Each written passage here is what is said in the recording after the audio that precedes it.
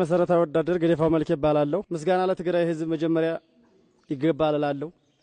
እንደተነገረውና እንደተጠቀሰው ትክክለኛ ጆኖሳይን ወይንም ደግሞ በቃ የሱን ተልኮ ለመፈጸም አምነን ነው በግንባር ለነሱ ጥላት ሆነን የቆየ ነው ማለት ነው። በግልጽ ነው ይሄ። ምክንያቱም ተነግረናልም ተሰብከናልም ያለው አመለካከታችንም አናቅም።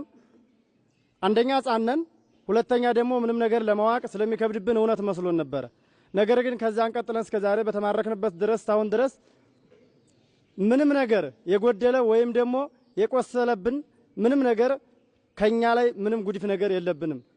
ስለዚህ እናቶቻችን እያለቀሱ ለግራችን ጫማ እየሰጡ ወተቱ ሳይቀር መቀሌስ ተምንገባ ድረስ ያለው አድራጎታቸው አይተናል። 360 ዲግሪ መከበባቸውና ደግሞ መጨነቃቸውን እዛም ሆነን ሰምተናል። እዚህም በጣም አይተናል።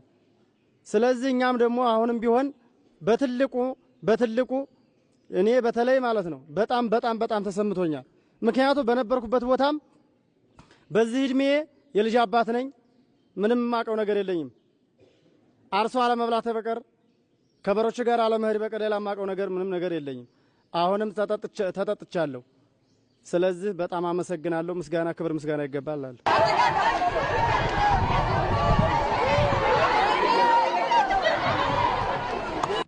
መሰረተ ወታደር አሊሚማ መሐመድ ባላ ለመላ ትግራይ ህዝብና ለትግራይ መንግስት በተማረከው ምርኮኛ ስም ከፍ ያለ ምስጋና ለሁሉም ትግራዋይ ለማቅረብ ወዳለሁ።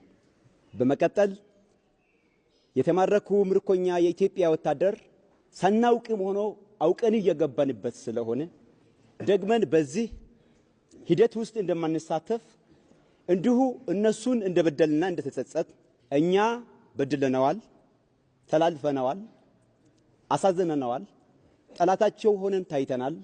ይቅርታ በሁሉም ምርኮኛ ስም በድጋሜ እንዲያደርጉልኝ በታላቁ ይጠይቃል።